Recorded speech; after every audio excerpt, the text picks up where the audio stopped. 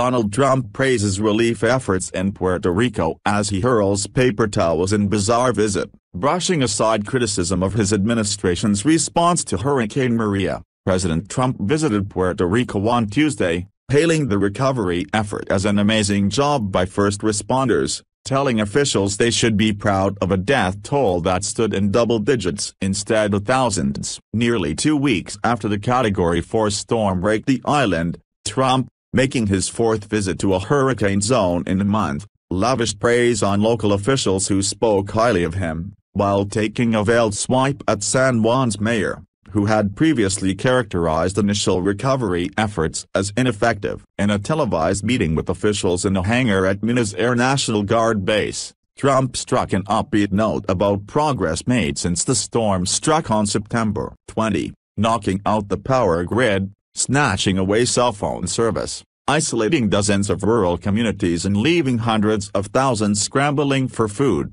water, medicine, cash and gasoline. But as sometimes happens when Trump makes off-the-cuff comments, the tone of his arrival remarks seemed jarring at times. He made an oddly jovial reference to the cost of the recovery effort, telling assembled officials, "I hate to tell you, Puerto Rico, but you threw our budget a little out of whack." The president, who has previously drawn attention to the island's crippling debt and faltering infrastructure, then added, "But that's fine." Trump also referred favorably to the official death count on the island, 16, but expected to rise, by comparing it to the fatality toll when Hurricane Katrina hit New Orleans in 2005, killing an estimated 1,800 people. 16 people certified versus in the thousands. He said, "You can be very proud." Puerto Rico Gov. Ricardo Roslo later announced that the number of deaths connected to the storm had risen from 16 to 34. 19 of the 34 were a direct result of the storm, the rest indirectly connected to the hurricane. Some residents welcomed Trump's visit as a sign that more aid was on the way,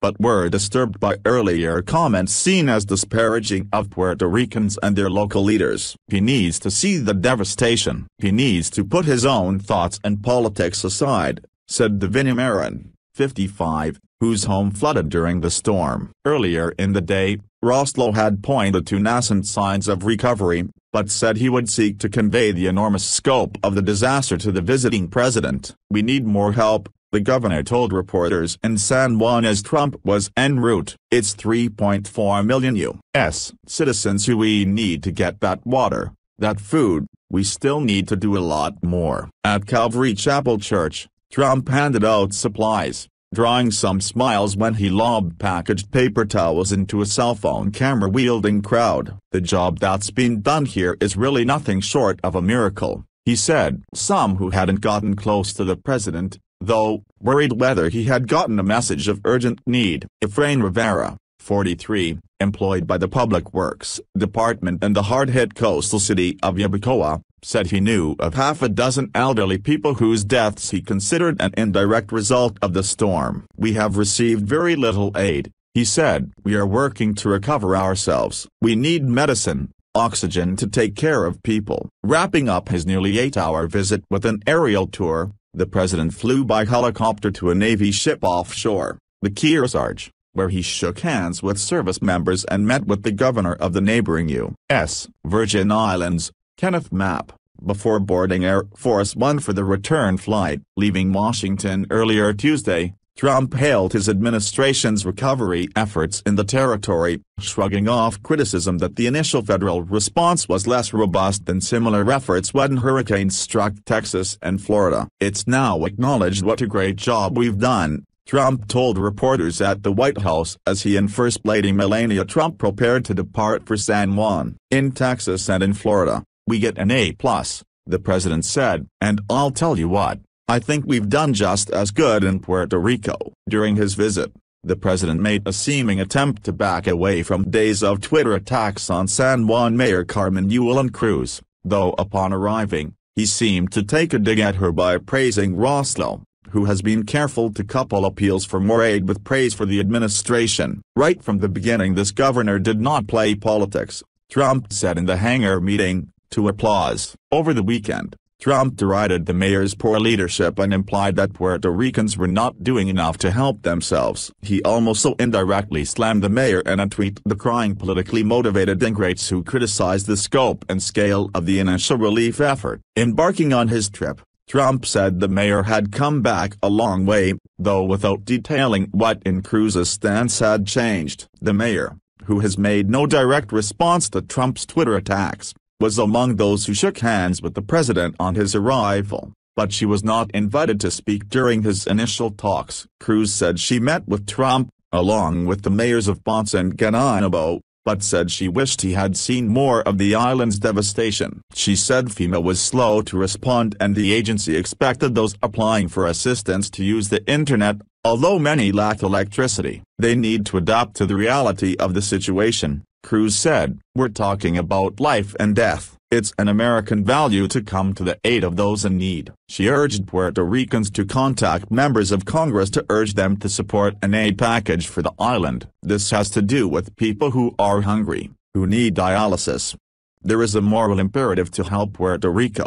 Federally directed aid to Puerto Rico and the U.S. Virgin Islands has dramatically picked up in recent days, but critics point to initial slowness in waiving the Jones Act, which restricts foreign-flagged shipping in U.S. waters, coupled with a delay in appointing an on-the-ground military commander to coordinate relief and a lag in dispatching a Navy hospital vessel. The Comfort, on a San Juan street corner, a half-dozen cab drivers awaiting fares debated the significance of Trump's visit. He needs to see the mountain areas where roads are still blocked and towns cut off, said Frankie Perez, 52. The others agreed. He's not going to the bad areas, said Giovanni Massanet, 39. But Perez, whose own home was left darkened and sweltering by the power cut off, was impressed that Trump come at all, especially given the mass shooting in Las Vegas that killed at least 59 people. We're struggling, he said. I'm for the military here, they're doing a lot of good, but we need light. We're part of the U.S. Donald Trump finally paid a visit to Puerto Rico on Tuesday but failed to placate the critics who have accused him of showing little empathy towards the storm-ravaged island. The president praised his administration's response to Hurricane Maria's devastation amid accusations that his government was far too slow to address the crisis. Trump met with survivors and island officials,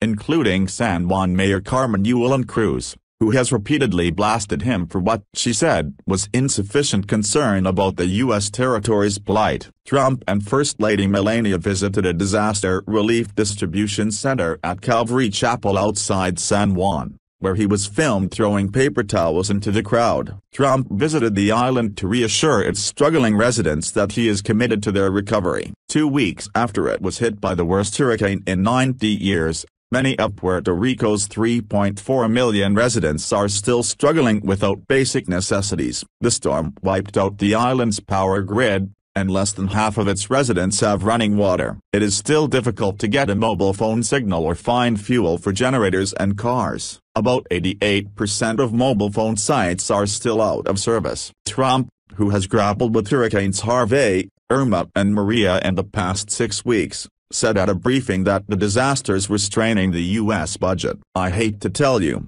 Puerto Rico, but you've thrown our budget a little out of whack because we've spent a lot of money on Puerto Rico, he said, and that's fine. We've saved a lot of lives. Trump said the federal response to Maria compared favorably with a real catastrophe like Katrina, the 2005 storm that swamped Louisiana and Mississippi and killed more than 1,800. What's happened in terms of recovery? In terms of saving lives, 16 lives, that's a lot, but if you compare that to the thousands of people who died in other hurricanes that frankly were not nearly as severe, he said. Shortly after Trump left Puerto Rico, Governor Ricardo Rossello said the death toll had risen from 16 to 34. On Air Force One on his return flight to Washington, Trump said it had been a great day and he had heard no criticism during his day in Puerto Rico.